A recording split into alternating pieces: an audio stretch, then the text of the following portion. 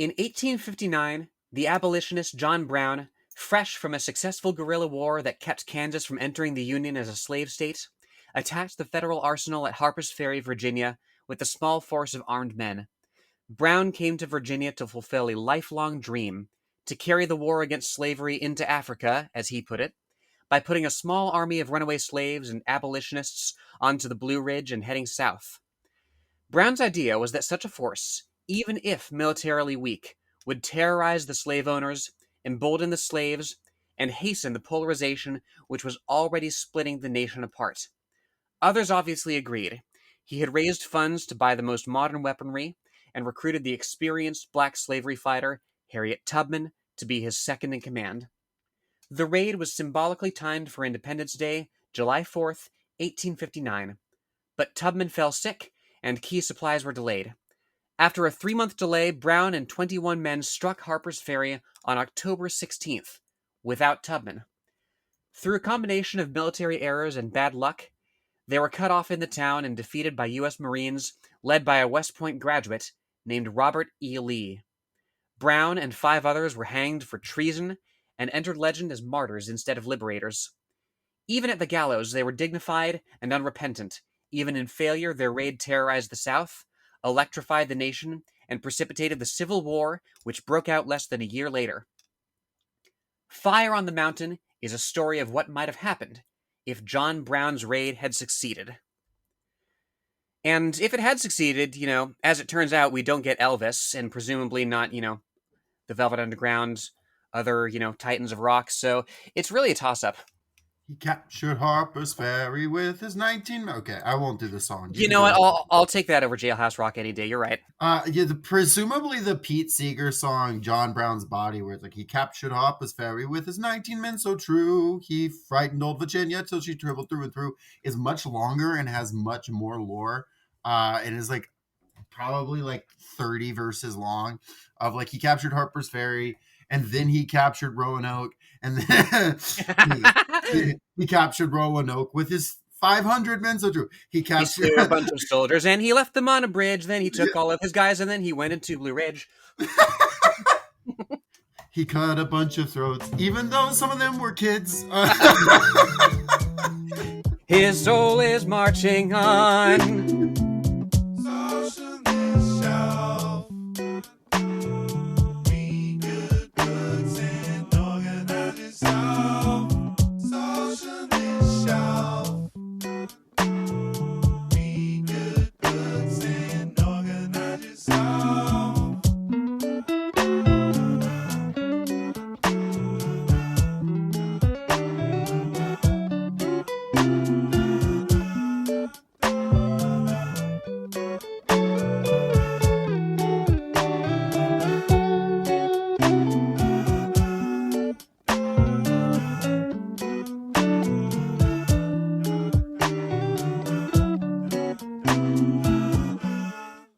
Listening to Socialist Shelf Radio. Welcome to the Socialist Shelf. Jacob and Lenore are back at it. We're about to change history. That's right. This is the good timeline we're talking about this week, folks. Yeah, the timeline where we win. We had the episode, the timeline where we lose. This is the timeline where we win. And then we had the timeline where Teddy Roosevelt wins. That was a weird one. Yeah, that timeline honestly seemed slightly worse, but it was kind of there was better social policy, so I think it was kind of a bust. It was not so much significantly worse, Warhammer levels, especially because, I see a lot of promise with the Mexican proletariat integrated with the American proletariat in the long run. But that's not what we're talking about, because that's not a book I've ever read, Black Chamber, and it's not a book I'll ever think about ever again. What we are talking about is Fire on the Mountain, Terry Bisson. And you heard the premise up there at the top, folks. Lenore, any history with this book, any history with this author before we get into the bio of this really remarkable guy and we get into this really remarkable book? Yeah, I know you'd periodically mention this book per recommendations by listeners. Yeah, and several listeners. Appreciate that. Yeah, shout out to y'all, because this one was a banger. This has been on my mind for, intermittently. There was Cloud Splitter, which is the more what's the word that I'm looking for? It's more Um, historical fiction there than yeah. fantasy. Cloud Splitter is more historical fiction. It's also about similar stuff, although it's set in our Trillbillies timeline. have a really good episode on Cloud Splitter. If anyone's interested in that, Oh, go we'll have check to that check that out. out. But yeah, no, like I hadn't read this one. The only Bisson that I had read, um, this is a real deep cut, but I was in seventh grade at Peachtree Middle School. Um, we were in science class of all things, and we read the science fiction story "They're Made Out of Meat" in my Hmm. seventh grade science class, and that's the only Bisson that I'd ever encountered. And that's what piqued my interest, seeing his name pop up. And I'm like, oh, it's this guy. Were you a fan of that story? It was all right. It was cute in in a kind of like Ishmael way, like Hmm. it decenters yourself, what you know about humans and how they're put together, and forces you to think a little bit of what other ways of being. Now, presumably, of course, this is in translation from whatever other language that might be, whatever other life form that might be. But it's a cute little thought experiment. Oh yeah, so that's basically a short story about aliens who are shocked that there's carbon-based life. It's like they're made out of meat. How is this possible? And that actually is Bisson's most popular work and his best known work.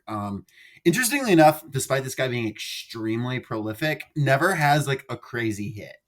He's a consistent working writer, but never has a crazy hit. But despite that, I would say Terry Bisson is actually Terry Busson. If you agree with, would you agree with that? I do agree. I do. I don't have the prejudice against like Zoomer slang that some other people share. I think it's only gotten better. That I it's it and it will only improve as alpha adds to the lexicon. Um, yeah, let's. I don't actually have any history with this author. I don't think. Maybe I read he made out of they're made out of meat. I've definitely heard of it or heard the concept, but I had no history with him until this book. But fascinating guy, and we're about to get into his bio. Really, just he's a real one for sure. Now, let me tell you about it. Terry Bisson was born and raised in Kentucky in 1942, where he read drugstore novels and cites Surface Tension by James Blish, which was not, any kind of big book, as his inspiration for wanting to be a writer. He found it in a drugstore. He bought it for very cheap, and he read it while smoking stolen cigarettes from his parents at age 12 and 13 out in the fields. Um, This is what they took from us. this is what they took from us. We're a proper country. He said he felt like he was experiencing like stolen knowledge because like no one he knew had read this book, and he was like, no one even knows the possibilities that exist. Like he really like shattered his like conception of like what could be. Very excited about that. He ends up going to college and spends a lot more time on activism in college than he does on college in college. This guy is very serious about his activism. He's not playing, as you'll soon see. He was part of a group of peace protesters in the middle of the Cuban Missile Crisis and was the first delegation of protesters ever brought into the White House because it was so significant. And he was chosen as a member of 14 protesters to represent the student protest movement. Wow. Um, he is cited. I mean, we obviously the United States did not stop the Cold War over this, but it should be notable that like being mass protests against war in the middle of the Cuban Missile Crisis can't have hurt the side of peace. We'll say that. And they called themselves the Grinnell 14 because they came from Grinnell College. Um, they were calling themselves the Peace Race, though. Um, As opposed to the arms race. yes, as opposed to the arms race. Um, and actually, SDS, in several of their statements, credits them as the beginning of the student anti-war movement in the United States as we know it. Wow. You can quibble with that, but it certainly they saw them as like the first shot of that. Kind of strange. The Grinnell 14 actually had 16 people in it, but history calls them the Grinnell 14. Presumably for similar reasons that in Kingdom Hearts, Organization 13 had 14 members. Very similar, very similar. He ends up graduating from University of Louisville and moving to New York to be a writer, wanting to be part of the beat scene, which is just a thing you could do in the 60s. I'm going to move to New York to be a writer.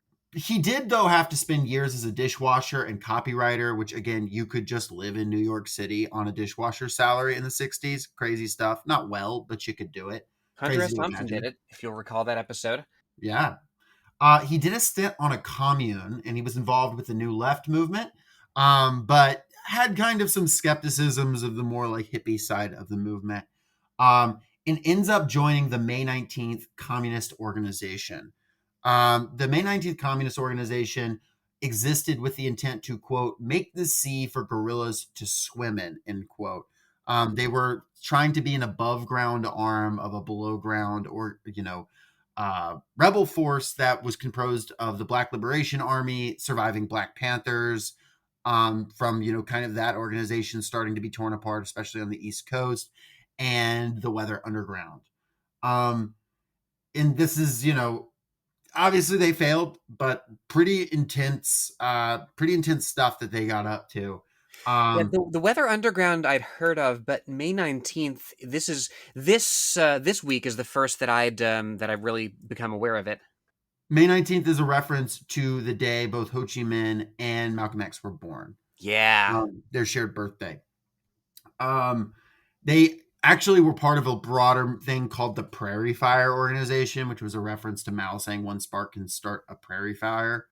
So they really, they saw themselves very much as part of this like third worldist guerrilla tradition. They got the lore. Obviously, yeah, they failed, but he was very close with Judith Clark in those years, who ended up being arrested at a thing that Bisson was not far from in 1978, and she was only released in 2019 for that. So he actually was in a very risky position. He even said multiple times he would have been willing to like join the underground movements and join in armed struggle. And he said, nobody asked me. Nobody from Black Liberation Army ever asked me to. And he said that, like, he wasn't about to just pick up a gun and just start shooting people, right? Like, he was involved in this stuff. It sounds funny, but also at the same time, it's like he wanted to be part of an organization, and where they said they needed him was writing propaganda and distributing leaflets and talking about the necessity of armed struggle. Again, you can criticize what was chosen to do and what made sense at the time. Criticisms of the BLA and Weather Underground are plenty. I'm not going to level them here. They did really good and hard work, and the fact that it didn't fully succeed, like how like if I make a revolution here, then I get to criticize people who failed to fully complete a revolution previously. But you cannot doubt their seriousness. Yeah, and Bisson, like it's the principled approach. Certainly, he himself is no adventurist. Yes. He did, though, do a stint of 3 months in jail for refusing to testify to a grand jury about the location of certain Black Panthers and Black Liberation Army members. And he started Fire on the Mountain from his cell, which is so fucking cool. Good for him. Yes. We'll get back into Fire on the Mountain in a second, but Bisson, you can see through all his work, has a deep love for the South, despite spending most of his life in New York City and then California. And after the May 19th Communist Organization is really and truly shattered, its leadership arrested or killed, and it's, kind of broken apart, Bisson, while remaining in activism and writing, was able to get more of a career off the ground. Not ever famous, but a working writer. World Maker, spelled WRYLD Maker, 1981, which is just a beautiful work of fantasy slop. Lenore, I'm about to send you a picture of World Maker's cover. Oh, I love like 1980s trade paperbacks art. Okay, beautiful. I'm a little bit confused by are those horses behind him? Water and fire horses, yes. I see the fire. Man, I didn't even see the fire horses. Oh yeah, they're below him. I was not prepared. No doubt. So it's beautiful fantasy slop. And he then publishes a few years later, Talking Man, 1986, about a junkyard Kentucky wizard making his own world with his mind. Do it's funny you mention Kentucky junkyard wizards, because one of those comes up in Fire on the Mountain. Mm-hmm. Um, We'll get to him. no doubt. Some years after actually starting his Fire on the Mountain, he completes it in 1988. And that same year, he also publishes a work of nonfiction, Nat Turner, Slave Revolt Leader. Um, he'd go on to write also a good amount of nonfiction, part of it behind the scenes and contributing to broader projects. He helped run Jacobin Books, which was mail order books for political prisoners, and prisoners in general, but primarily political prisoners, of which there are many, but there were a hell of a lot in the 70s and 80s. He'd also go on to write about Mumia Abu Jamal. Who provides the foreword for this book? Yes, the foreword for the reprint of this book. Obviously when this book came out, they did not have a relationship yet because that was later on. But he edited Love and Struggle, the prison memoir of David Gilbert, one of the Weather Underground leaders. And then he went on to go back to more, sci-fi stuff. He won a Hugo and Nebula for Bears Discover Fire in 1990, about bears evolving in the U.S. South and taking over highways with campfires.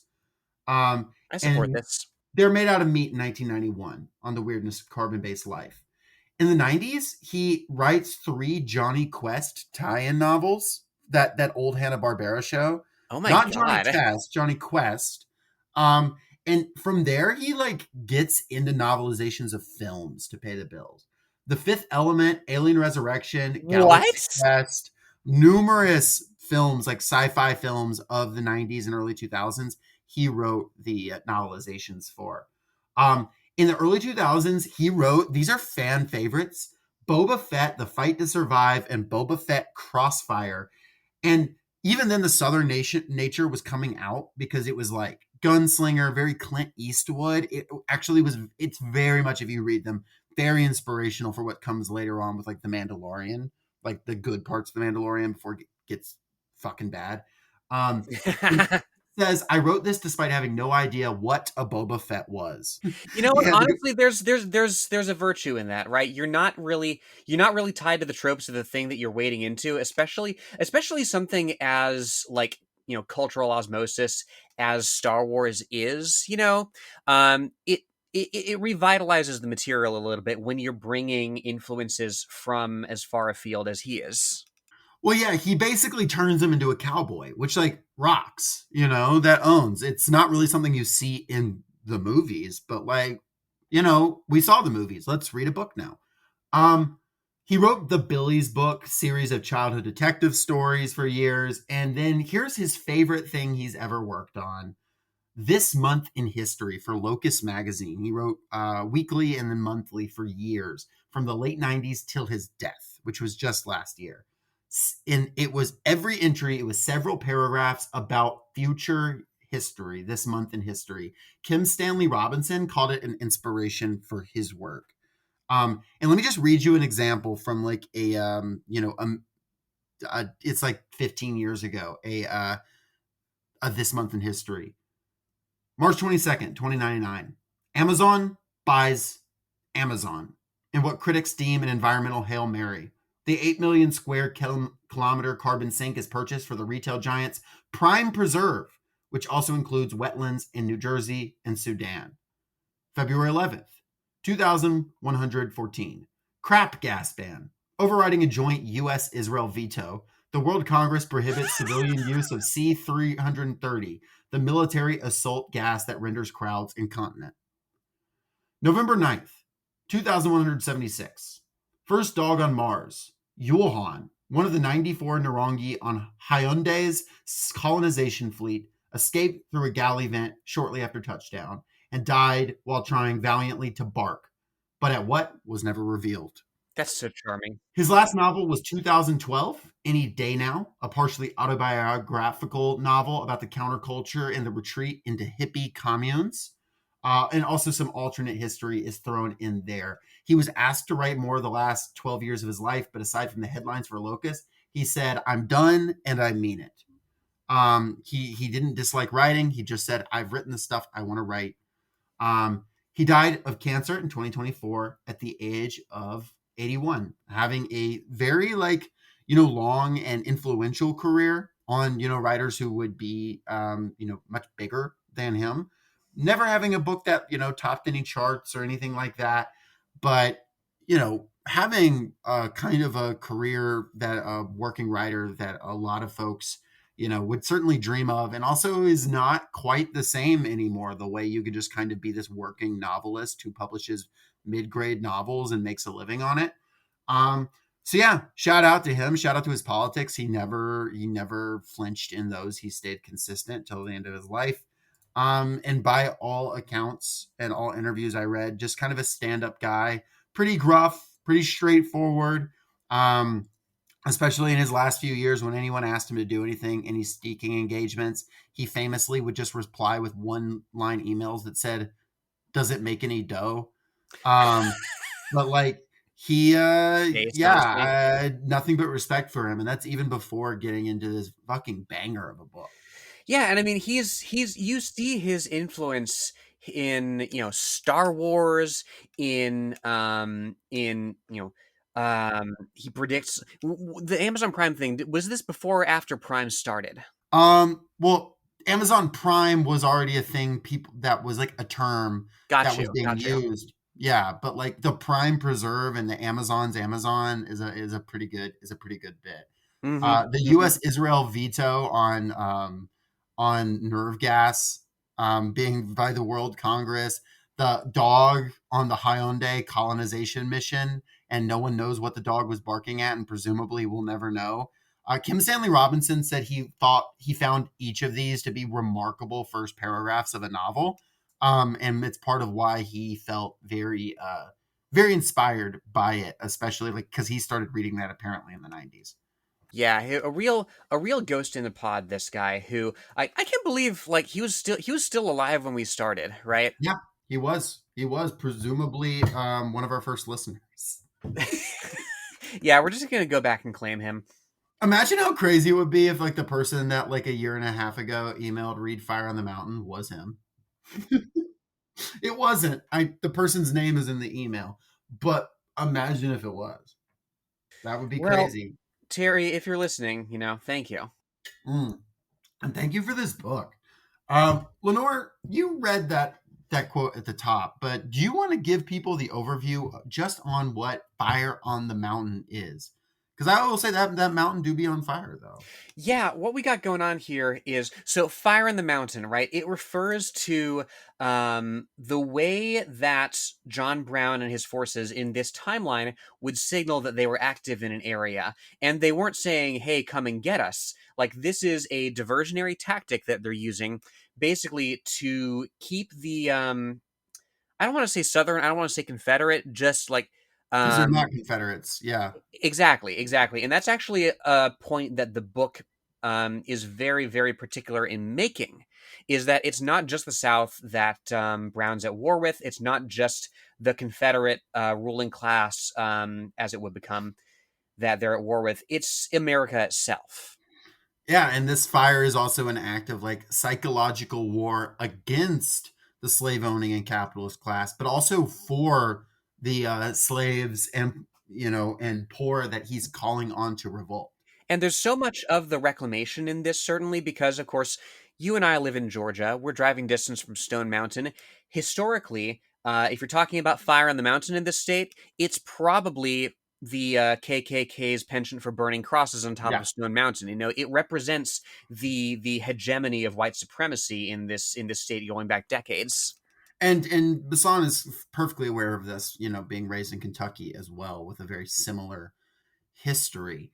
I can't believe I forgot to throw this in. Bisson later in his life was a member of the John Brown Anti-Klan Committee that like Let's go. helped, which is like a sort of proto Antifa sort of thing. So pretty cool with that. I'll also say this intro here. Like if you have any questions about the politics, it at the top, to Kawasi Balagoon and the Black Liberation Army, past, present, and future, this was published 2 deaths after Kawasi's death in prison from AIDS. If you don't know him, look up the guy who broke Assata Shakur out of prison. And also the 2009 reprint intro, like you said, Lenore, Mumia Abu Jamal, the political prisoner of Black Panthers, Philadelphia Association of Black Journalists, and MOVE, who writes a really beautiful intro to this book. Yeah, you did you have that in you had that in your version, yeah? Yeah, yeah. Mhm. And what were your thoughts on that intro, just like going into this thing? Looking back over it, I remember reading a little bit. This would have been like during when we were talking about like Lord of the Rings, right? And I don't remember precisely the article that she wrote. Who's the author of Fifth Season? N.K. Oh, Jemisin. N.K. Yeah, Jemisin. yeah, and she wrote about like the fundamental horror of reading sci-fi, particularly American science fiction, and there not being any black people, like, Yeah. not, and that was more terrifying than reading about a dystopia where like racism has, gotten even worse than in our timeline, right? I believe she And said the Jetsons is scarier to her than anything Octavia Butler wrote because exactly, at least exactly. they're alive. Yes, yes, and and it's this I couldn't help but think of when Mumia Abu Jamal says here. Again, I say this as a true head who has not only read classics but viewed the film versions of such works with a critical eye. Have you noticed how much of sci-fi is not so much futuristic as it is a projection of a future where whites are many and people of color are few? Have you ever watched a movie such as Logan's Run and spent the first 2/3 of the movie wondering where all the black folks are? And so that's what this work consciously cuts against. That Jamal is noticing here. It's a work that, and fundamentally, like we'll point out as well, it's there is certainly a black utopia in the history of this timeline, but it's there's a United Socialist States of America too. Like it's not. It's a vision of a world that very consciously doesn't repeat the sins of the settler colonial United States because those sins are unique to this country, right? Right. And then you get this top section. Most of this good things in this book are from Sheikh Anta Diop, W.E.B. Du Bois, Leonard Elric, R.A. Lafferty, Truman Nelson, Mark Twain, and Malcolm X. The bad things are, without exception, the author's own. And then he has some quotes from George Jackson, Victoria Hugo, David Walker, and of course, John Brown. Mm-hmm. And so to say the credibility is more than established at the start is an understatement, right? And I think what we need to do is establish there are three perspectives here that are shown to show this alternate timeline. You have the perspective of Yasmin Abraham Martin Odinga, who exists in quote modern day in this book, which is 1959, 100 years after the Harper's Ferry raid.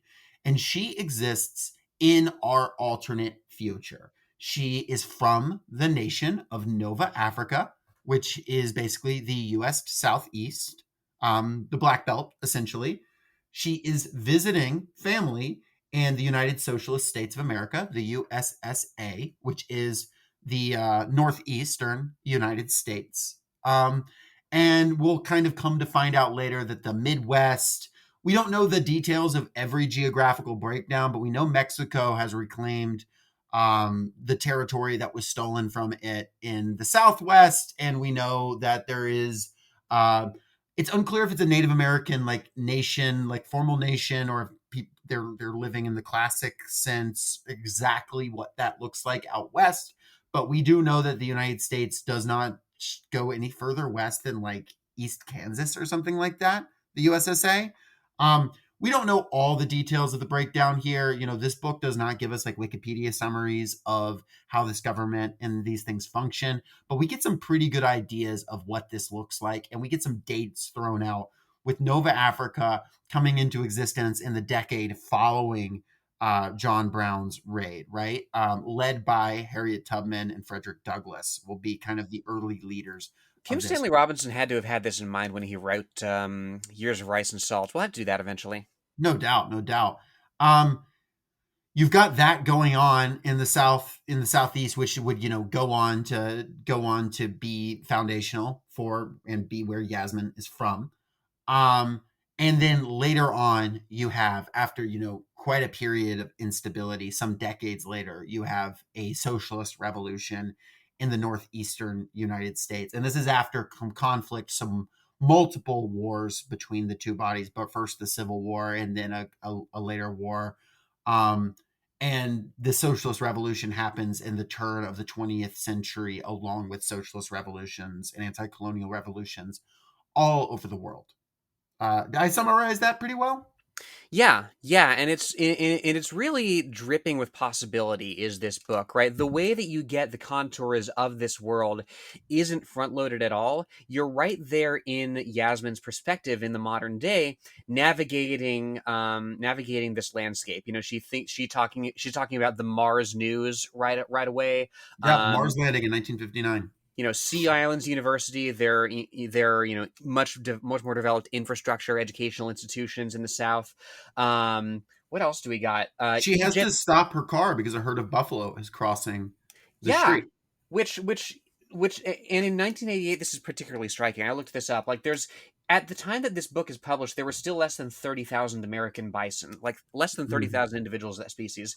The population hadn't recovered to the degree that it has today, which even now is less than 1 million. It's something like but somewhere between 500,000 and 700,000. And you have to keep in mind the American bison at its peak. That was the greatest single biomass of any one species on the entire planet, is the combined biomass of the estimated amount of American bison. Yeah, these things are huge. Have you seen a bison in real life? Yes, it's. I mean, like, feels like you're friggin' Appa from Avatar: The Last Airbender. It's just like, wow, they barely exaggerated his size. Holy cow! Yeah, no, these things are massive. These things are massive. Certainly, and it speaks to. Again, it speaks to the fundamental necessity of, of course, this book doesn't shy away from the violence, from, sometimes the brutality that goes into the uprising, the subsequent revolutions in both Nova Africa and the United States, the wars between those two countries. It doesn't shy away from the fact that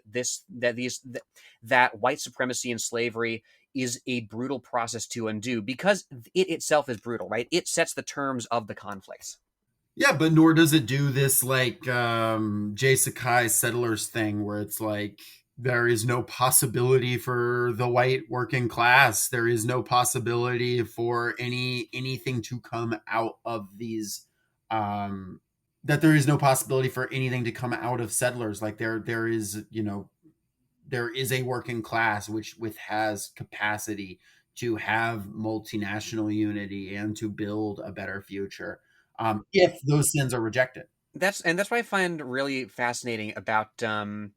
There's another character, of course. He's not a point of view character, but he's a historian that Yasmin's meeting. Her mission, we should say, is she's delivering a package of letters from her great grandfather, who lived through John Brown's uprising and the wider slave revolt that was concomitant on that. She's delivering these letters to a historian named Grissom to get him in this to get him opened and read and preserved in time for the 100th anniversary of the whole thing. And Grissom, I opined and you agreed that I found him to be kind of Bisson's self-insert. Yes, he is a white man. He's older. He's steeped in political work. He is, and he also lost a leg in the United States Socialist Revolution, some almost 20 years before this book, or 30 years before, something along those lines. And interestingly enough, he is kind of this. He's very much an academic. He has a lot of the right views, but he had moments in this book, has mistakes where he's like willing too much to tolerate some of the still latent racism that's happening and things like that. And it's interesting. Bisson said, especially at the time, that he had like shit that from his life in Kentucky that he had to get over, like following like the lead of the Black Liberation Army, that in fact he had to like deal at one point with, he didn't say who it was, probably for legal reasons, but the implication is it's a name we would know, giving him an excoriating, you have petty bourgeois, like white imperialist mindset, and you need to like get your shit together, dude, in like the early 70s. Which like he is not writing about like angrily, but he's like, yeah, I'm like a dude from Kentucky who was like, yeah, I went to the White House. I helped stop the Cuban Missile Crisis, right? Like he had that shit to get over himself. So I find like the character of Grissom here to be very much in line with him. But this is not a condemnation of Grissom. He is a guy that is dedicated to this cause, that is a good person, that when he has errors can overcome them. It's just showing humanity. But yeah, so this perspective of Yasmin is very much showing the kind of future, the possibility, and it's also showing the everyday sorrows of still existing in a much better world, but a world where, like, you know, personal tragedy still strikes. Her husband was one of the astronauts who died on the first attempt to land on Mars. She is kind of isolated from her daughter, not in a major way, but like trying to navigate having a teenage daughter, or maybe 12-year-old daughter. She is pregnant from a man that she has no intention of marrying. And while there doesn't seem to be, you know, this great, like, oh, you're wrecked condemnation that maybe would exist in 1959 in our history, it's still like there are people who will turn a side eye at that. You know, there's religious people and things like that that are, you know, that are maybe more conservative, even if they, you know, again, by no stretch of the imagination, the same thing as living in 1959 as a single pregnant mother, black mother in our timeline. But you know, it shows the small imperfections and the things to work through, even under like a liberated socialist state. Yeah, those biases certainly still exist. In particular among people who were born before the revolution, who perhaps are still like, you know, but like her mother Pearl, who is kind of disengaged and skeptical of socialism. She is a more traditional, like, Christian sort of person who lives in that sort of. She still lives in a sort of in sort of a traditional kind of paradigm, but nevertheless lives with the new socialist reality, and that's actually what drives.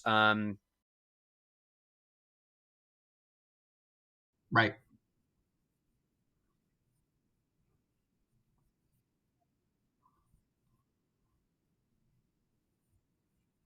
No.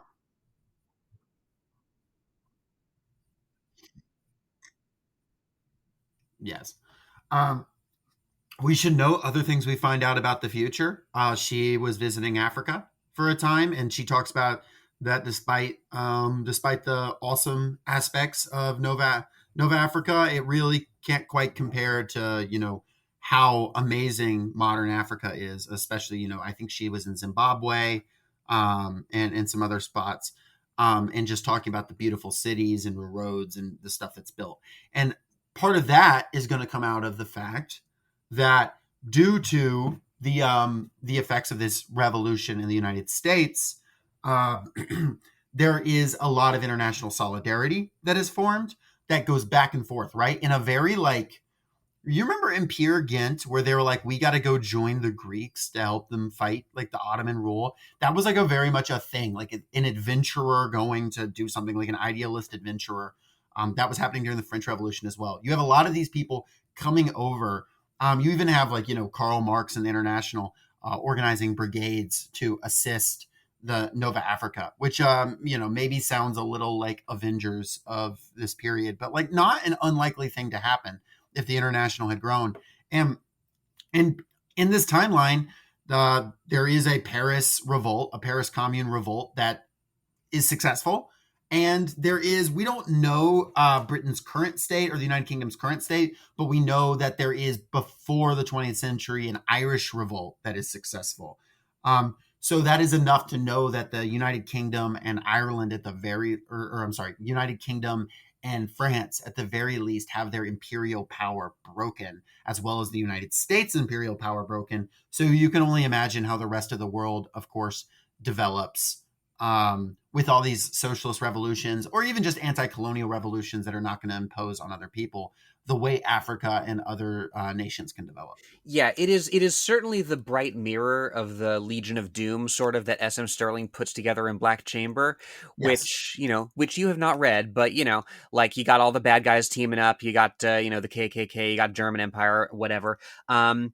And in this book is more believable than that, because there were these genuine exchanges, these genuine attempts at proletarian internationalism that, for one reason or another, didn't take off in quite the militant fashion that we see here.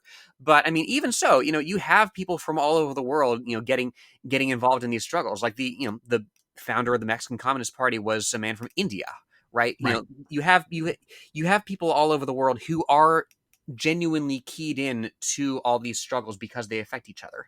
I feel like it can't be overlooked too that like in actual history, Karl Marx almost moved to Texas at one point. That is a real thing that almost happened. God, wouldn't that be incredible? And like, you know, so these things, this isn't like too far of a pitch. Like a lot of the international, especially when things were getting real hot, like spent time in New York City. And there was talk about an international brigade for the Civil War. It was decided that the North did not really need the help. But there was a real discussion around these kind of things in that. If we period, ever right? if we ever do if we ever do another I say if we ever do another nonfiction book, we will in the near future. I'm very excited for it. I'm reading a book right now called The St. Louis Commune of 1877. I showed it to you, Jacob. Yeah. It's about and this did happen in our timeline. As part of the rail strikes in 1877, the Working Men's Party of the United States, which is the first Marxist political party in American soil, they get together and they unite the disparate, like, striking elements in St. Louis into a single fighting force. And for about a week, they actually control St. Louis, and it's the only time that a communist party has ruled a city in American history. Mm. Like, there was this shit going on. My understanding is that New York City is actually currently under communist Sharia law. I was reliably informed by Fox News. Sharia. Yes, which I of course watch every morning, prepare for this podcast. Yeah. No, like when I tell you what, when Zoran Mamdani force fems you, like, you know, you'll wonder why he didn't do it earlier. That's a good point. That's a really good point. The healthcare is great though. Just, you know, generally. I also say what an alternate history to Black Chamber, because Mexico is, you know, this Republican government that, you know, even at the time was far more liberated than the United States, like by a long stretch of the imagination in our history, having abolished slavery and being a haven for escaped slaves. I mean, this is near and dear to my heart. I'm from Texas. Like, Texas statehood revolves around the anxiety of Mexico abolishing slavery, having had a black president by that time, and, like, you know, Texas revolted away. Like, the whole reason was to keep their slaves, and that was part of them joining the United States too. Was they gave up a certain chunk of land north of the, like, 42nd, like 45th parallel, whatever, because they wanted to be exempt to the provision in place at the time that said if you're north of this, you can't have slaves. Yeah. And, you know, let's not forget, even in real history, where was the first woman head of state in North America? It was Mexico. What's the only, you know, nation on our continent that has a, you know, provision in their constitution defending abortion? It's Mexico. You know, that not to idealize, it's not a perfect country by any stretch. And a shout out to the people that are doing the hard work in Mexico to make it better. But, you know, very, very nice to read after just how anti-Mexico Black Chamber was. Let's say that. So we get, you know, this very lovely timeline here with Yasmin. And, you know, a lot of this sort of interpersonal drama, I think, is maybe beyond the scope of what we need to get into. It's interesting. It's good. I don't have a lot to say about it politically.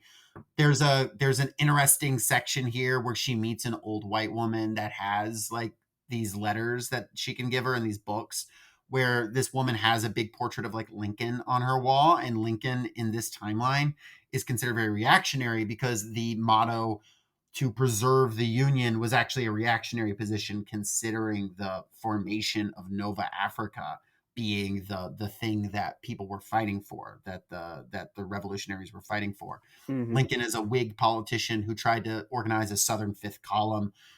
He was never president of the United States, and he is kind of considered this, like, reactionary figure.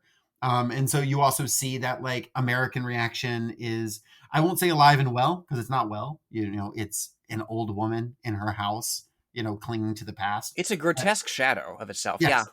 And she has a book called John Brown's Body, which basically is an alternate history novel that says that our timeline happened. Yeah, our timeline happened. And they're like, what a fucking weird, horrible dystopia that would be. Right, right. Instead of Nova Africa freeing itself, right? It's the Civil War was a war between white factions to preserve the Union, which we will recall, of course, was Lincoln's priority. Was the preservation of the Union. Until the Black liberation struggle got to a point where he had to take it seriously in order to win the war. Even up to Eric Larson lays this out pretty well in The Demon of Unrest. Even up to almost the Fort Sumter attack, Lincoln and Seward and the ruling class within the North just kind of assumed that the South will make some noise, maybe some of them will even secede, but they'll come to their senses and come back. They did not meet the moment initially. Mm-hmm. Absolutely. So it's a fascinating thing that happens. She needs to get her car fixed, and randomly Elvis Presley is a mechanic. I fucking love this bit. It's like, this is the light-sided version of Hitler showing up as a random, like, low-level officer in Black Chamber. Yeah, no, exactly. I was thinking of this just yesterday, actually, in the exact context, because it's not just the novelty of putting, one of history's greatest villains into like a bit part. I think it's a commentary on. Call Elvis one of history's greatest villains. I mean, it depends on what you think of his music. Blue Hawaii wasn't that bad, was it? I can take it or leave it. But like that's the thing. Like, it's in sitting with Elvis as a mechanic, right? In sitting with him as just a regular guy, you're forced to dwell on what didn't happen to him. And what didn't happen to him was that capitalism didn't chew him up and spit him out and, inundate him with more money than he knew what to do with and more drugs than he knew what to do with. And he's a happy guy doing what he wants to do in this. And it's a commentary, not just on the, the absence of a great artist and a performer, certainly, but on the absence of the forces that create those people and then cause them to flame out. Well, one asks, and this isn't not necessarily, we're not here to comment on Elvis specifically, but like, one wonders in a timeline where like Black music is valued, would there have been a national demand for a white musician performing Black music? Precisely. Because people wanted to listen to that music and didn't want Black people to perform it. Mm-hmm. That's not necessarily Elvis's fault in real life. Not getting into that, but like, it's notable. I also like he has like pearly white teeth, and she comments, socialism is good for the teeth. Yeah. Also, like, another key historical difference is that in this timeline, the president from President is Missing cannot use Elvis's "thank you very much" line to flirt with his future wife. There is no America for the president to be president of. That's true. It's actually crazy because when he comes into existence in this timeline, they execute him without question. Which is necessary. It has to happen. It doesn't even matter. Like he's done future crimes, by being in that book. We'll do Minority Report at some point on the show. So essentially that's what's happening in the future, but she is the great granddaughter of Dr. Abraham. Dr. Abraham being the man who wrote the letters that she's turning in, who is our second perspective. And we can kind of talk about him alongside our other perspective here, which is Dr. Thomas Hunter, which these are two series of letters. Thomas Hunter's are like just a direct correspondence, him being a white, sort of at the beginning at least, liberal abolitionist in the 1850s and 60s. And Dr. Abraham being Yasmin's great-grandfather. And he is writing as an older man, reflecting on, and he's writing to his grandson, which it doesn't end up having a grandson. It ends up being this great-granddaughter. But writing these letters that are summaries of his experience as a 12-year-old slave living near Harper's Ferry during the events of the Brown and Tubman raid. And far and away, to me, the best parts of the book are these Dr. Abraham reflection sections. I mean, they are so fucking good. Mm-hmm. Yeah, it's a real compelling through line. He is right, because he is right there on the front lines of this thing that happens. He gets to see people reacting to it. He gets to see the Lee occupying the town, the surrounding area, trying to find Brown, failing to find Brown, getting his ass whooped. You were saying earlier that like your favorite part of this book is the Frederick Douglass speech. Can we speak on that? Yeah, well, before I get there, just to really give one more just so people know what happens differently very well, right? In this timeline, Yasmin is 3 months late to getting back from Africa instead of Brown being 3 months late to raid Harper's Ferry. I didn't even get the parallel. Yeah, much less consequential. Mm-hmm. And because and this is true, Tubman was supposed to be there on the raid, and they were supposed to have better weapons. Because they say Brown is a strategic genius, but he was not as good at tactics as Tubman, who was just this great on her feet thinker. In this timeline, instead of taking hostages, they get their thing done, and they set some fire. They set fire to the bridge as well, and they take off back into the mountains, which sparks this guerrilla war. And I think that's notable because it has history turn, not necessarily, like, not that John Brown isn't playing a pivotal role, but history is not turning specifically on the decisions of John Brown. History is actually turning on Harriet Tubman here in a very interesting way, which I think is important because this whole book is about the necessity of, well, not the necessity, but the possibility of what slaves in the United States freeing themselves could look like, right? Yeah. Not to say that slave revolts and Black liberation struggle was not pivotal, as Lenore said earlier, in the actual abolition of slavery. It is what forced the Emancipation Proclamation to have to be a thing. And of course, Black forces in the Union Army were critical to victory. But in this timeline, it is an entirely slave-driven movement, right? The revolting slaves. And so that is also a key thing here. This is not a timeline where John Brown gets a mech and liberates everyone himself. This is a timeline where the plan is able to go off better, actually as a result of Tubman, and then more consequentially slave revolts that are kicked off. And I think that's very important to know. Yeah, no, I think you've definitely nailed it. Like the presence of Tubman making or breaking this thing isn't really about Tubman herself. It's not really great woman of history here, but it's a synecdoche for the slaves freeing themselves. Absolutely, I think you're right. And I love this section. I mean, the slaves unsure exactly what's going on because there's all this bullshit going around. Oh, they did this. Oh, they're here to murder people. Oh, they killed whatever. They wanted to disrespect the flag. Just whatever, different reaction.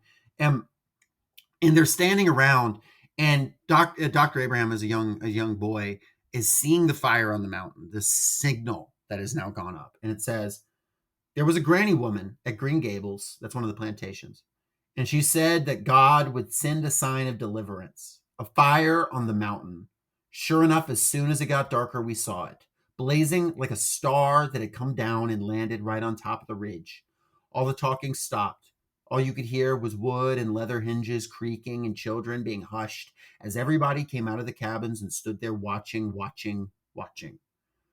Fire on the mountain, the granny woman said. They up there sharpening the swords. Then she said that word again. Freedom. It had a shivery ring to me, and I wasn't sure I liked it. I was afraid of granny women anyway. I told Cricket, that's his friend, and he told me to hush up again. Then put his arm around my shoulder as if to apologize, and we stood there watching. I was nervous. I was afraid the white folks would see us and know what we were thinking. I looked behind me to the big house, but the curtains were all drawn. The granny woman must have seen me look around, or maybe others had done the same. They're trembling just like in the Bible, she said. Trembling just like in the Bible. The fire blazed on, and finally I went home. Yeah, that's it speaks to not a rejection, I would say, because Christianity hasn't died out, but certainly a reclamation of this thing that was used to justify slavery in the American South at this point. It's it augurs, and instead of that, it augurs liberation. There is that, right? I'll also say At the same time, Thomas Hunter, who will come around, this white abolitionist who's Oh, writing letters. I love Thomas Hunter. Not because I agree with him, not because he has like good taste initially, but he he's so stupid. Yeah, he's earnest though, and he Mhm. gets there, Yeah. right? Mhm. But at the same time, whereas the slaves on the plantations, they don't know fully even what happened in the raid. They actually have less details about it than Thomas Hunter does, but they have come to the correct conclusions rapidly. Right. And meanwhile, Thomas Hunter is writing letters that say to his friend, "Dear Miss Pern, everyone here in Philadelphia is talking of the events at Harper's Ferry. I don't mind telling you it has set the cause, that's capitalized, back 100 years. I suspect you and I will disagree on that, but so be it. We can discuss it when I am next in New York, God willing, and exams be done. I don't think violence will do anything but enrage the Southerners, and I speak knowingly, being for better or worse one of them. Not that I am enraged, just worried. What if Brown's attack had failed? Such an undertaking, unfortunate as effects are now, would have been disastrous, and the abolitionists fallen into the hands of Virginia. Imagine abolitionists hanged for treason. I fear it will happen yet. They are now high in the Blue Ridge, but in the long run they are doomed. No slaves join them, and none will. Violence will never free the slave, not only because he is so outnumbered, but because violence is foreign to his nature. I hasten to add, whatsoever my reason tells me, my heart is with those who oppose slavery." Right? So you have this abolitionist guy who his heart is in the right place, who will come to learn some clear lessons and will give his life for the cause, who is, one, obviously carrying some racism with him, being like, oh, well, their nature, this, that, and Yeah, the other. exactly, which is a prejudice which he shares with the Southern slaver class. That's Yes. why they're so brazen. Right. And also, first of all, a misunderstanding of history, because it is very clear that in actual history, despite John Brown's, failure at Harper's Ferry, it if there was any, as I believe Faulkner wrote, if there was any going back from the Civil War, there was not at that point, right? No. It was going to happen, and it was irretrievable. The blow had been struck. So, but in this timeline, certainly even more wrong. And this idea that, oh, the cause set back 100 years, oh, the violence will scare the Southerners. Yeah, it will scare the Southerners. Look, the slaves are out there looking at the fire on the mountain. The Southerners have drawn their curtains, hiding in their mansions at like 19 guys right now. So he actually, and we will come to see why he is so wrong. Right, exactly. You can see very much a familiar sort of liberal hand wringing if you spend any time on Blue Sky or on any other social media. He's very hung up on this he applies this rigor to the cause of abolition that he does not apply to the slavers, right? He says here, "Did you know that the first to be murdered at Harper's Ferry was a free colored man, not a slave, but a citizen of the town?" And it's like, yeah, but this is in a timeline where Solomon Northup, right, was a went through what he did. He was a free black man who nevertheless was able to be kidnapped into slavery, right? This person is already unsafe to begin with, and whatever the mistakes, whatever the slip ups of the abolitionist movement, it's irresponsible to nitpick at them when you're set against the empire of slavery itself. Which, by the way, like the term that he uses toward the end of his first letter, free state empire, right? Some say Brown made the raid to steal guns for Kansas, where he plans a free state empire. The screaming irony in that term, like, my God.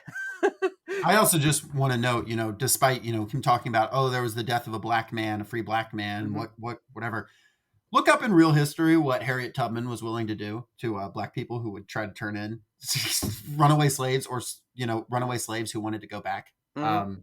There was no question, and it's not because, oh, this is good, oh, this is whatever. It's because in this moment the barbarity of the system outstrips any barbarity that can be done individually, and that includes when 14 recruits, young men, we riffed on this at the top, who wanted to show their mettle, decided to march to try to take down Brown and Tubman's forces on Blue Ridge, leading to the Battle of Iron Bridge, or what will be called the Massacre of Iron Bridge, because these young recruits, some as young as like 15 years old from whatever, try to march to, be like, oh, well, we'll show them we're good old, we're good old Southern boys. They're the children of the rich planter class. They have this very adventure and, swashbuckling mindset. One is reminded of, there was, you can read about before the Battle of Bull Run, people were like picnicking to watch it because they were like, our boys will show them, whatever. There And it's is, there is something that happens here, not just in the Iron Bridge, but in people like coming to see they're the picnicking and destruction. Yeah. and they're just chilling and they're watching like Lee go into the mountains and root these people out. Yeah, the way that that's flipped on the way that that's flipped around on Lee and his forces is I find hilarious. But go on. And it's fascinating because they're like, these people are here to kill us and we're going to kill them. They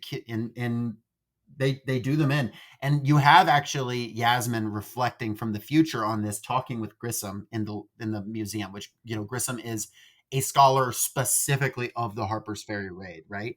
And I'll just quote this here. She's thinking of the horror kind of the moment and says, her horror and pity was not only for the boys, talking about the ones who died, but for those to whom was given the work of slicing their pink new necks one after the other, 14 in all. She looked down at the road and expected to see the blood splashed around, beating up still in the dust. Crueler still, they had let the teacher, this was the commander, live to go back to tell the story. Cruel, Grissom had sensed her mood. Don't forget that these cadets were the scions of the old Virginia and Caroline slave-owning families, he said. Black women wiped their noses all their lives. Black men saddled their horses and shined their boots at SMI. Maybe they didn't look so sweet and innocent to slaves. Brown and Tubman's men were mostly whites and free blacks then, Yasmin objected. Slaves didn't join until later in the summer, up in the valley near Roanoke. Still, the army had the political viewpoint of the slave, Grissom said enthusiastically. It seemed an odd argument for a white American to be having with a black New African, and Yasmin let it drop.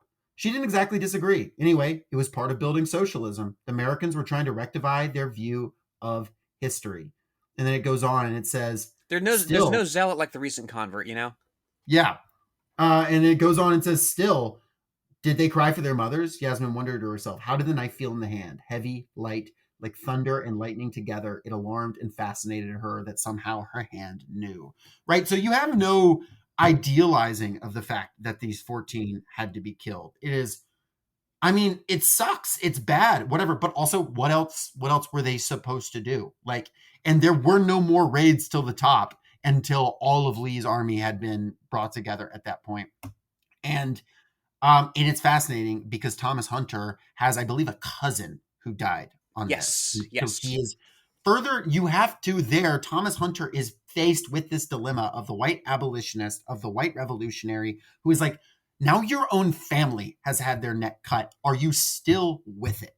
Because you have to be. Like, if this, to take the side of the slave, there's a kind of, it's, there is an apocryphal sort of story where John Brown was asked, like, at one point in his life in Kansas, you have to live as a black man. You have to take the side of the blacks over your own people. And he said, without hesitation, you have to be willing to have, as Grissom said, the political viewpoint of the slave, which was these people are actually have to go. Yeah. You have, I think this gets a little bit to the heart of the through line through all these perspectives, right? You have more trouble putting political violence into context conceptually when you're not engaged in political work, perhaps, as Grissom is. And that's what the book's ultimately about, right? It's maintaining that continuity between the revolution, between this revolutionary moment and the prosperity that came after it, and reminding us of what had to happen between those two things and as part of that revolution, right? You have, and of course, Harriet makes no bones about what she feels about the massacre here, right? She's Harriet like, being the daughter of Yasmin, not Harriet Tubman. Yes, exactly. Yeah, although Harriet Tubman presumably cut their necks herself. Yeah, but like, Harriet, the kid in the present day, is like, serves them right. But at the same time, she hasn't really threaded the needle here, right? In terms of like what it takes to comprehend and work through this, right? She's like, yeah. Her mother spends her life digging up bones instead of spending time with her, right? Like most teenagers, she seemed to regard museums as assaults on the very principles of youth, right? This is somebody who has the values of the present day, but hasn't necessarily gone back and studied the conditions that gave rise to them, and everybody goes through that. I can't help but be reminded of Parenti's Black Shirts and Reds when he talks about one of the failures of the Soviet state towards the end was the failure for the new generation to understand some of where they came from, some of the horrors of capitalism, which leads to a lot of people in a post-Soviet world straight up believing that a lot of what they had been guaranteed their whole life was standard due to American propaganda being streamed in. And Parenti, correctly, obviously blames the United States and empire first and foremost, but also says, like, no, you actually have to teach the generations what came before them and show them and remind them until all counter-revolution is stamped out, in which case, you don't have to worry about it the same way. And I appreciate in this book that Grissom and Yasmin are also taking the time to be like, no, like you got to see where we came from. Yeah. And the necessity of stamping out counter-revolution and being merciless in that certainly seems as good a time as any to segue into our good friend Frederick Douglass here, who, of course, in our timeline, he was skeptical of the success of the Harper's Ferry raid, but in this timeline where it pops off and it does succeed, he evolves, right? He's like, okay, this is where the tide of the moment is taking us, and we have to meet this moment, and we have to strike while the revolutionary mood is high, right? And the headspace that you have to be in to carry through this revolution into the next century, I think is crystallized really well here. Brilliant section. So are you going to do a Frederick Douglass impression? I'm kidding. I don't have a Frederick Douglass. I shouldn't have a Frederick Douglass. So this is from Hunter's perspective, right? In a letter to his one-itis. His lady friend that doesn't want him. Yeah. Douglas's first words might have displeased old Robespierre, but not, of course, John Brown, and Levasseur seemed well enough pleased himself. This is an abolitionist colleague of Hunter's. For they also called upon God, though not the God of the slave owners. Almighty God, Douglas said, and if God didn't answer, it wasn't because he didn't call out loudly enough. Fill our hearts with love, but not with peace, not yet. It is too soon for peace. Fill them rather with a tempest, with a storm of love for man and a tempest love for freedom. And also fill, here he paused and his voice dropped, fill our hearts with hatred. Here the crowd, including myself, gasped. Hatred for evil, hatred for slavery, the foul enemy of man and freedom and love, slavery which degrades both subject and master. And of course, degrades the subject, obviously, but degrades the master as well, because, in order to be a slaver, you have to be brutal and inhuman. And we have to note that he's speaking to, not an entirely by any means, but a lot of white people, a lot of white abolitionists here. Like, Douglass knows his audience. And Douglass now, as the master propagandist that he is, both in this timeline and our timeline. And propaganda, of course, does not mean lies. It means a political message. Yes, to be clear. I know we've talked about it before, but, tuning in for the first time, propaganda is not inherently bad. It's bad if the thing you are promoting is bad. And he is promoting abolition, which is good. Frederick Douglass is speaking to the crowd about why they need to support this raid. And it is positive because Thomas Hunter is here, a guy who was uncomfortable, whose own cousin died, and is like, yeah, he's kind of spitting facts, he's able to win over these people because, like, Frederick Douglass now realizes the revolution is at hand. We need to carry this thing out. And he even talks about his own, failure to back the raid. Let me read this section here as well. I mean, this whole Frederick Douglass scene is one of the best scenes I've read in a book in a long time. He says, the consummation is yet to come. Some of us stayed home. Some of us, and I don't exclude myself, stayed home. Some of us, and here I admit, Emily, my ears burned, love peace more than freedom. Some of you whites would give the African his freedom, but not give him the gun with which to take it. Mm-hmm. Not Brown. Some of us Africans would ask for freedom, but not take up a Sharps, that's a rifle, and fight for it. not Tubman. Not those of us who are with them tonight, either in spirit or on the mountain, those of us who are true abolitionists. And here the word had a deeper and freer ring than I had ever heard before, bespeaking the end not just of slavery, but of all darkness and ignorance and hatred. Sons of man and reason, whether African or European, white or black, slave or free. Alas, my friends, Brown has confounded us all. He has done more than sacrifice. He has succeeded.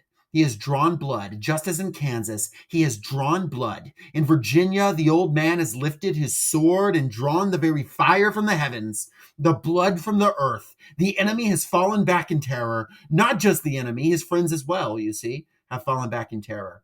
The old man succeeded, and therein, my beloved fellow lovers of liberty, lies the rub. For you see, not only does the slave owner need the slave, the abolitionist needs him as well. Oh, yes, yes. Needs him to follow, to wait, to be patient. The old type of abolitionist, I mean, the peaceful type. But now his day is gone. Now to fight slavery, we must do more than pass resolutions and make strong talk and pray for the powerful to change their minds. Now there is a new factor in the fight. Before we had the familiar factors, the sullen slave owner, the fervent abolitionist, the wavering federal government, the slave groaning under his oppression. Now we have a new factor, though none seem yet willing to call it for what it is. Here his eyes flashed. Fire. There is fire on the mountain, and Virginia can't put it out. America can't put it out. And threaded through that, of course, this is where we will recall, of course, there is a wrong way to invoke the history that we know. There is a wrong way to invoke the songs and the media and whatnot surrounding it. And that wrong way is S.M. Stirling having Theodore Roosevelt saying that, something will live in infamy 30 years early, right? But threaded through Frederick Douglass's language here, you can listen to, in particular, not a direct quote from John Brown's Body, the later Battle Hymn of the Republic, but nevertheless language that matches the lyrics to the historical moment that it is meant to invoke, right? You can hear him talking about, Brown loosing the fateful lightning of his terrible swift sword, right? You can see him in the watchfires of 100 circling camps because that's what his men are doing. Right. And then you have, at the conclusion of the scene, federal marshals come in to arrest Douglass, and the crowd physically turns on them. And the marshal has to lower his gun, right? Because the people pull out guns and bats and are just willing to raise their fists. And Thomas Hunter is one of these, unarmed, willing to raise his fists. And it says, from his perspective, after the marshal lowers his gun, everyone else in the church stood stock still for a breath, then two, then three. I counted them. I was standing with the armed men, and without intending it, I had become part of the tableau. At least the marshals, looking up, seemed to include me in it, as we faced each other across a newly opened gulf in our common history as white men. A gulf John Brown had opened when he had drawn his sword in common cause with the black.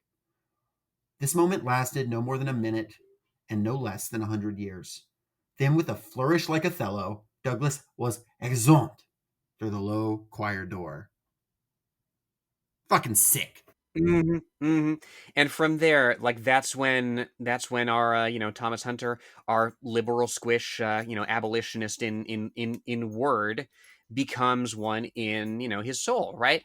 Because he says, well, this isn't about violence, because slavery itself is the perfection of violence, and violence is needed to undo it. And he says here, because again, this is pre any kind of split. There is no split in America as there was in our timeline. It's federal marshals coming in to arrest Douglass. And he says here, no, I understood that to end slavery, we would have to be fighting the nation itself and not just a section of it. Those were not Virginians that had come to take Douglass. We had to go against the might of America itself. This was what the slaves had always understood, And somebody who speaks very, very knowledgeably, in his estimation, about the nature of slaves, now he understands their perspective. Yes. He has the And humility to do so. I have to note, I'm very reminded of the song by Mentoroja, Communist Agenda, where it says, ideology is not definitive. Even the most primitive liberal may discover his true enemy. And I think that's great. That's something that I constantly have to remind myself of. Yes. And yeah, you have this moment, which I think it's doubly effective, right? Because there has been this strike that, all things considered, what are there? Less than 20 dead bodies so far in this war? I mean, at least in the war as it started, right? Like a couple dozen max dead, right? This is a minute amount of whatever. There's a little bit of infrastructural damage. It's not significant in the grand scheme of things.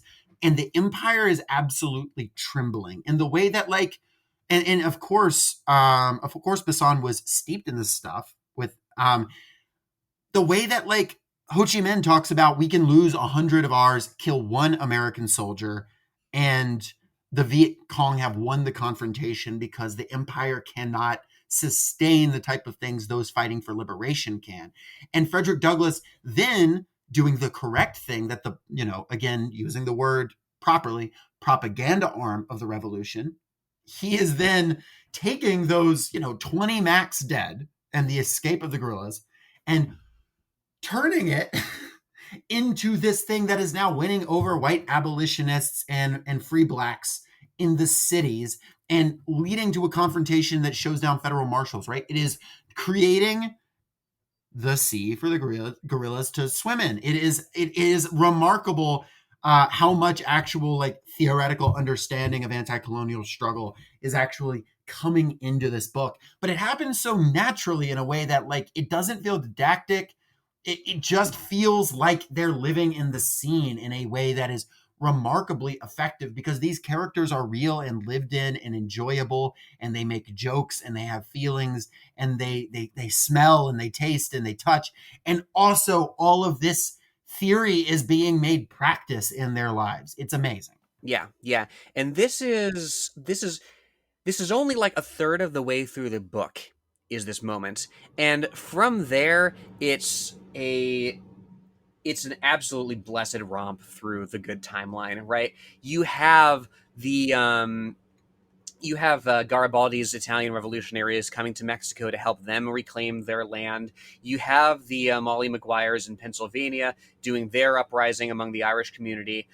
You have Native Americans fighting side by side with slaves. And of course, on the other side, you have the Glanton gang called up to service by Lee to fight their asymmetric war.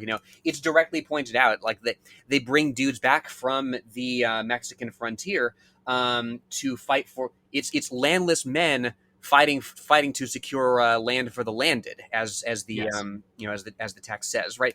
It's really it's a very Book of Revelation sort of moment. All the good guys arrayed on one side, all the evil guys arrayed on the other. And over it all, flying. I do love this. This is a little bit of a, and again, I could be very, very wrong about the historical origins of the Pan-African flag. Perhaps it's older than I think. But from here, over it all, flying.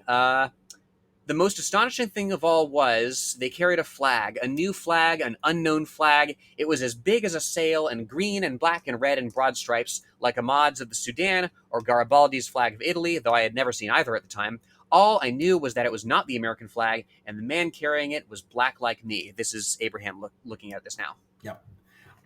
And also one more group that gets involved. I have to throw it out. The Haitians. The Haitians roll up. Yes.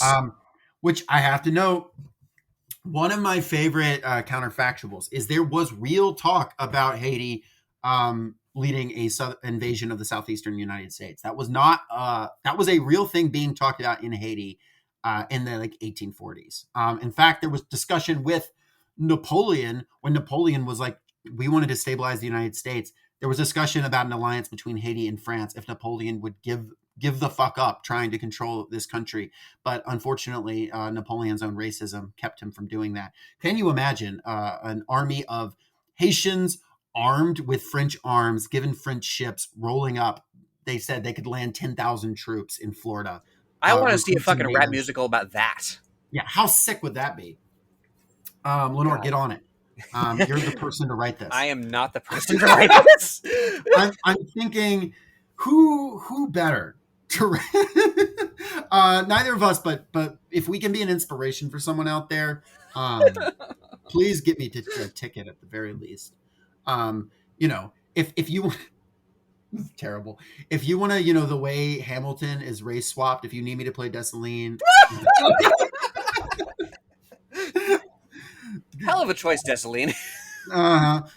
He's not even alive at this point. I don't know what I'm talking about. His ghost, great Dessalines ghost. Mm-hmm. Anyway, God, can't believe our racial liberation episode. I'm gonna get canceled, rightfully so. This book, we won't go through. We don't have to go through all the blow by blows. There is war now. There is fighting. You have Abraham helping his cousin, who turns out to be his brother. It's kind of a weird like plot twist that I don't know is entirely necessary, but it is effective. Well, it's it's that thing of like, because Abraham has this thing where like he leaves like little trinkets, baubles, like glass and beads and whatnot on this grave of this dead child that he thinks was his brother, and it's not, right? He was his mother died in childbirth, and then he was given to his aunt and raised as his aunt's son. He and Cricket are brothers, as it happens. So it turns out, like, the grave that Abraham has been leaving stuff on his entire life was actually, in a weird way, his own. Yes, it's a little odd in the sense of like it's a bit of a side from the main narrative, but what I think it does is it humanizes these people, because again, you don't want your alternate history to just be listing off things that happened, and it just be as fun as the moments where Elvis shows up as a mechanic are. If it's just that, like Black Chamber is when it's not writing the worst action scenes of all time. If it's just that, then it's not nearly, it's not a successful book, as cool as your alternate history might be. Go on Wikipedia, alt history Wikipedia, and make a fake alt history if that's all you want to do. It's also just true that like slaves, like in the United States, their families were so like fluid due to being split up constantly and being lied to constantly, and uncertainty around parentage for a variety of reasons, that these kind of questions, and also the internal trying to protect each other of the slave community, was like very much a thing. Like, Abraham being adopted so that he could be safe from this other plantation, things like that. These small acts, small in quotes because they are huge for the individuals, acts of resistance are cumulative and vital, and end up being vital in the scope of things, because Abraham's survival, which he very well may not have if this was done differently, is pivotal to history, right? But I basically, after you have this whole section where Lee's forces tried to crush Brown, they pull a masterful technique where they sneak through slave country, which Lee is confident that the slaves aren't going to revolt because they're afraid of abolitionists, which turns out to be a deadly failure. His armies grow. This is a cascading thing. Highly recommend you read the book to kind of experience the whole romp.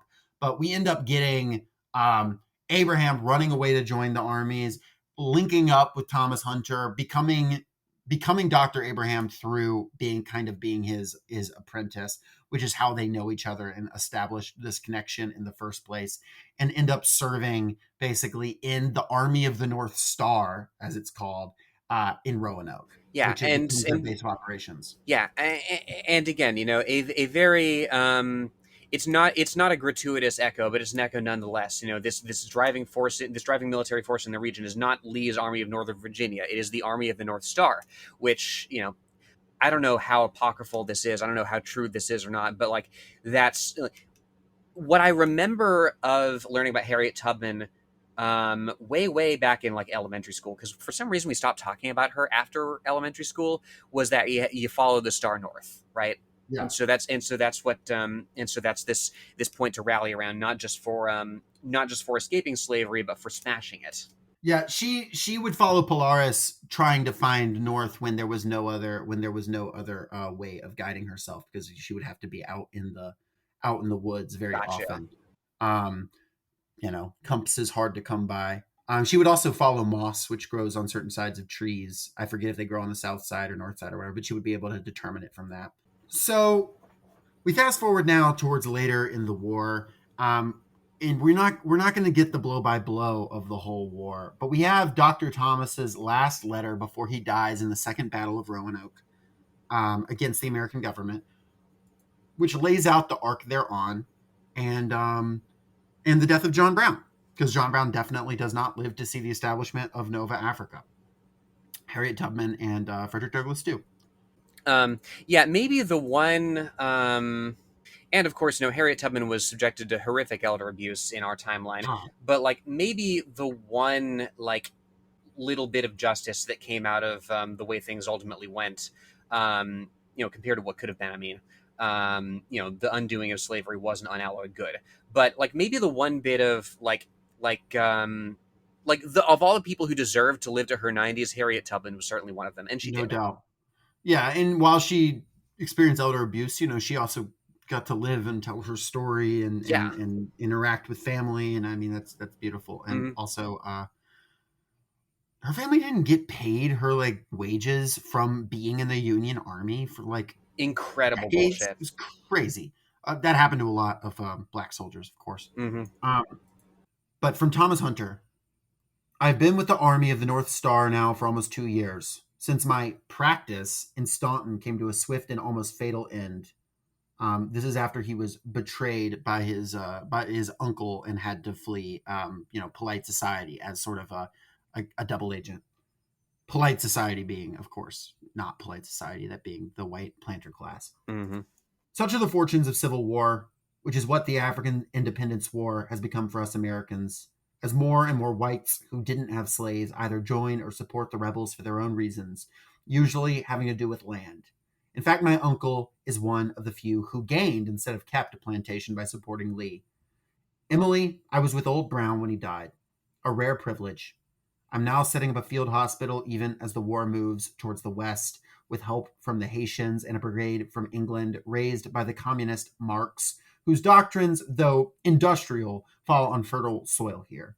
The youth who stole my gun turned up again, that's Abraham, and has served 2 years as my apprentice, a young man with as sure a hand for medicine as he had for horses. I've made arrangements to bring him here to help study in the hospital and have undertaken to encourage him to study medicine seriously. He has made a lengthy passage, along with the rest of his people, from slavery to a new nation, independent with liberty and justice for truly all. Though still embattled, the government of Nova Africa has now been recognized by several of the Latin American powers. A newly freed Cuba and Puerto Rico have welcomed it into association, along with Elohe, the government in exile of the Cherokee, who joined us south of the Smoky Mountains. The Queen of England and the Chancellor of Germany be damned. There are delegations of working men here from both countries, building as well as fighting. Charleston is now a polyglot sea of strange faces and a beacon of new hope to the hemisphere. Meanwhile, California has rejoined Arizona, Arizona has rejoined Texas, and Texas has sent the Kentuckians packing and rejoined revolutionary, Republican Mexico. And then, he speaks about how John Brown got hit in the head with a musket ball, and they decided that, after some months of him not being in his right mind, as can happen when you are hit in the brain with something, he has it's a relatively undignified end that acknowledges the brutality of war. He is vomiting and crying a lot and not himself and prone to fits. And they end up deciding like it is better for him to die in dignity. Harriet Tubman makes the call, and they give him a good death at the age of, I think, 64. And it says, no one needed to tell the men that Shenandoah Brown was dead. There was a drum roll, the longest I've ever heard. Tubman gave a nod, and the red, black, and green flag that I had first seen on the lawn at Green Gables, with Cricket's arm around my shoulders, that mighty flag dipped 3 times and swung up high again. 1,000 rifles fired into the air in a great rippling wave of sound, 1 shot each. Or Captain Brown would, I think, even then have had their hides. And on the mountains that surrounded Roanoke on every side, a fire sprang to life. 2, 4, 6 of them, lighted on the top of each of the brooding peaks that had nurtured our rebellion and birthed our independence. Then we all went back to war. Beautiful.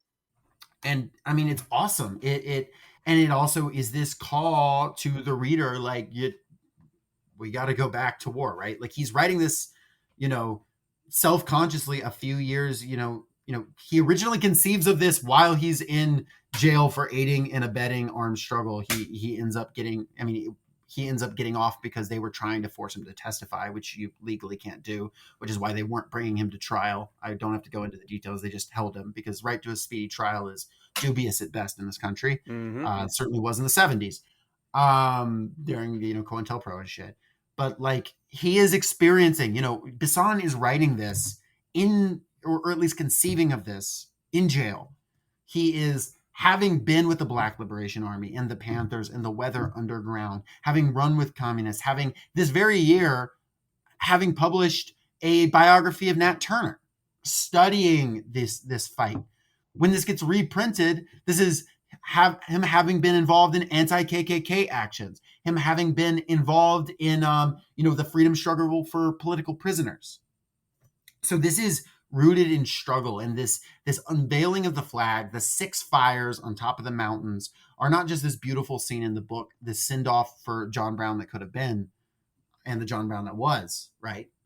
But also in this way, this call to, in your way that you can, join this war. Right. Now, because he dedicates at the top to the Black Liberation Army, past, present, and future. He is not, despite this being published in 1988, that dedication, does that make sense? Was the Black Liberation Army really operating in 1988? No, but he knows that in some form or fashion it will return because he understands history and also is a believer in the struggle. And I find that to be beautiful. It's amazing. Right. For all the stirring imagery and the unlikely team ups of, your Molly Maguires, your Cherokees, your Haitians, your every colonized, every marginalized person coming together to smash this white supremacist project. For all the there's a bit I love toward the end here where Abraham and Thomas Hunter get attacked by bandits, and they fight them off, and the horses spook, and they end up dragging the bandits through barbed wire, right? There's this wonderful irony of white men being savaged by the very thing that they invent to enclose the frontier, right? Amid all that imagery, you have the fact that, there are bandits and white supremacist irregulars roaming the country. There are many enslaved people, many free Black people, many people who are in the cause of abolition who are not going to make it out of this alive. And hanging up, John Brown, of course, most famous among them. And of course, like, you have the fact that this is just step 1. Right. This is step 1. This Nova Africa revolting away from the United States. There are many more brutal conflicts to come. The Second American Revolution doesn't come until like 1948 in this timeline, and even then they are a shadow of their former self, certainly, but there are vestiges of the old white supremacist order who exist and who in one way or another have their ideas lying around waiting to be put into practice by some horrific scion of theirs down the road. Who knows what that looks like, right? I mean, I remember, this is a weird tangent, but, in a bookstore not far from me, I remember seeing on sale among the rare books, like a signed copy by Albert Speer, Hitler's top architect, right? A signed copy of Inside the Third Reich, just for sale, like, right, and it was right next to a fucking. It's pretty funny. Like, there was a signed Anthony Bourdain memoir that was worth twice as much as it. When it shouldn't, when the fucking Nazi autobiography shouldn't have been there in the first place. It should have been. What happens to John Brown's body, that volume in this book, is that Grissom ultimately tosses it out the window of their moving car. Decides, you know what? I talked to this racist to get this text, and I have decided that, as interesting as it is as a historical artifact, some things are best left in the past. Mm-hmm. And that's what And that's what this process of revolution, of building socialism, enables you to do, is to smash these forces and consign them to the dustbin of history. And to the degree that you engage with them at all, it's a reminder of just how destructive they were, and to ensure that it's never put into practice again.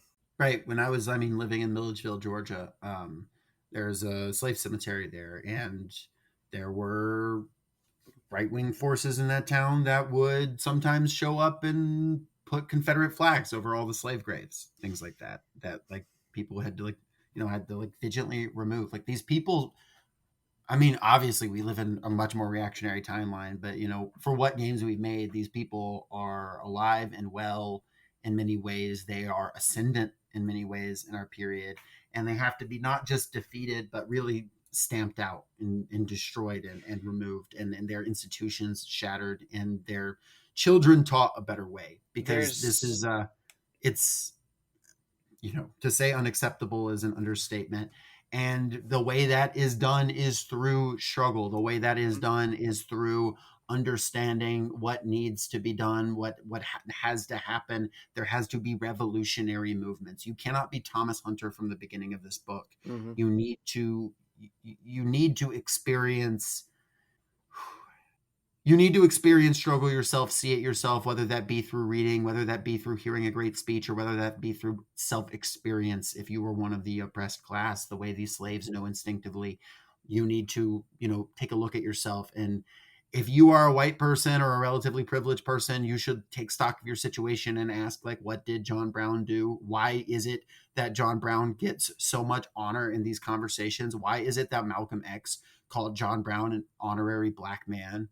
It is because he irrevocably took the side of the oppressed in a way that really, like, he rejected all advantages to himself. He rejected all that he, all privilege he could claim, and any privilege he did have, he used it to cash in for this battle. And he stood and trusted in the power and capacity of the oppressed to revolt and self-govern. And at the end of the day, with no intention of ruling, and or intention of even a dignified death. In fact, in this timeline, he has a much less dignified death than he does in real life, in which he got to, humbly go to the gallows and have a dramatic moment. In this, he dies in a really horrible way, and it doesn't matter, because that's what he would have chosen. Yeah, and not everybody has the fortitude to make such a decision. Sure. But that's the thing. It's not innate, that trait of one's, to do it or not. It's a decision that they make every day of their lives. Can I make a joke now that we just talked about something very seriously? Shoot. So there's a period where all the forces, it's listing, I read part of it, all the forces of progressivism, all the forces of anti-colonialism lining up, the Italian revolutionaries and the Marxist brigades and Haitians and the Mexicans. And the people were saluting the dead John Brown. And I just came to mind, I think I invented this song. But the Avengers theme really started playing in my head. And I wrote this for you, the listener. Captain John Brown, his body lies moldering in the grave, but his soul goes marching on, marching on, marching on, marching on. I would rather listen to that than, I've never seen Infinity War. Or, no, I've seen Infinity War. I've never seen Endgame, and I don't care to. The scene, there's a very particular scene in Endgame where they all really line up, and they're all assembled, and then Captain America says Avengers assemble, which doesn't make a whole lot of sense because they're already assembled. Yeah. But that song plays, and I do like to imagine they don't have a name like the Avengers, but they were all assembled. So yeah, that's that was my gift to you. And Disney, that's maybe your song, but think about this. Think about the Disney version of this book. Really good idea. bring that instead of Frozen 3, we could get Fire on the Mountain 1. There is a there's an alternate history trope that I see distressingly frequently. There is a bit in this book where Thomas Hunter's discussing the continuum of forces on the side of liberation, and he mentions the uprising of the Irish people, of the Irish immigrants, in like the Pennsylvania area, and he says that they're involved, they're throwing their lot in here, for it is well known that the English are active among that element of Southern Federalists, actually monarchists with no king but slavery, who talk of an independent slave nation, as if such a soulless Frankenstein's creature could walk, even supported by England on the one arm and New England on the other.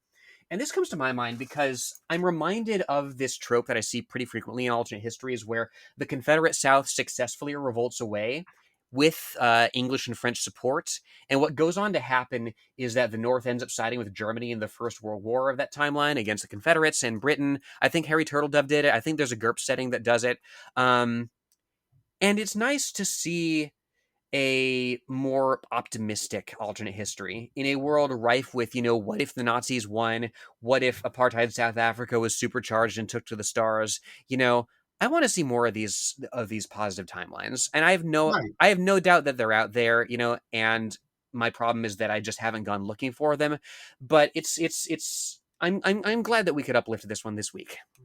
And I also think, negative alternate histories miss the fact that the most reactionary regimes eat themselves in really, dramatic ways. There's a reason Nazi Germany did not become a Reich that lasted 1,000 years. Right? There's a reason that, if you read the Counter-Revolution of 1836, right? Gerald Horne says, there was anxiety between the United States and Texas until the United States ate Texas, because they're like, oh, well, what if some European power, comes in and annexes Texas, uses it as a counterweight against us, because they're both competing for the remaining non-colonized frontier. So ultimately what's been delivered here is a positive vision of a possible future or / past. And it is rooted in someone who has a positive possible future that he has fought for and wants us to fight for, and has tried to inspire us to fight for, and that we will fight for. So those are my thoughts on the book. It's remarkable. You should read it. I definitely want to read more Bisson at some point. And I will say I realized something in the last minute that we could have riffed on this entire episode, and we didn't. It's, in fact, such a big dropped ball on our part that it's kind of unspeakable, but listeners, you'll have to forgive us. Thomas Hunter is the name of the main character in Black by Ted Dekker. Oh my God. So after he does his whole stint in the Army of the North Star, he goes and he finds Elyon or whatever.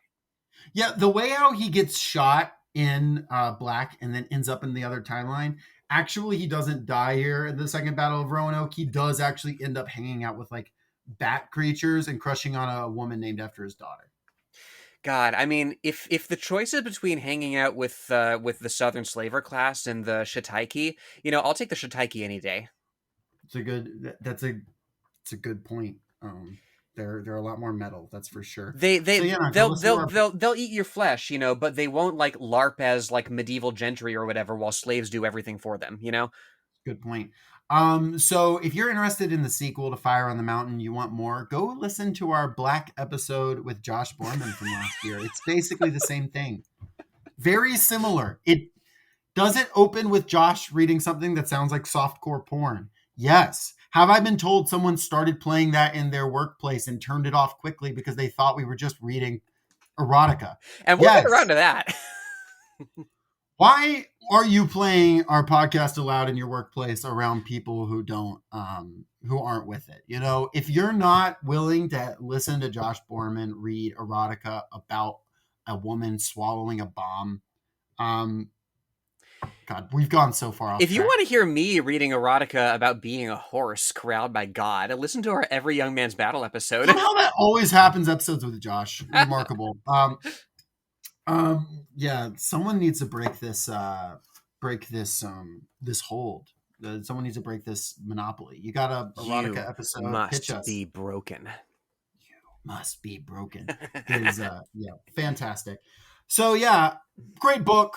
Sorry to sully it there at the end. Bisson, you don't deserve to be compared to Ted Decker. You but know now what? you have to. Thomas Hunter Thomas Hunter remains a nerd even through his like coming to like, you know, the side of abolition. You know, he's got a line here that's like oh yeah, I felt the shot go by, which is like someone tearing up a letter close by your ear. A letter from death you will have to read sooner or later. And he's writing to a girl he has a crush on, which makes it a lot funnier. And at the end he signs it Thomas Targetus. So good. He thinks he's I like so that. cool. I like before he gets his PhD or his MD, he's signing off like soon to be MD. That's so cool. That you haven't passed your boards yet. You know, awesome. It's again, like, we are constantly evolving. We evolve through struggle. And you know, in some ways faster than others. And eventually will we evolve into being able to fall asleep in one timeline and wake up in another timeline and start fighting Christian and atheist bats? It's possible. This might be incomprehensible to some of you. Sorry about the really principled good episode for most of this, where we talk about like struggle and then the mostly incomprehensible, horrible bits. But if you aren't on board with that, then you aren't on board with this podcast, folks. Thank y'all so much for listening. Sincerely, if you take the message from any of the books we've read so far, this is one of the top couple that you really should take the lessons from. And the last thing I'll say, Saw Gerrera, John Brown team up win. Think about it. Consider it, folks. Y'all have a good one. Take care.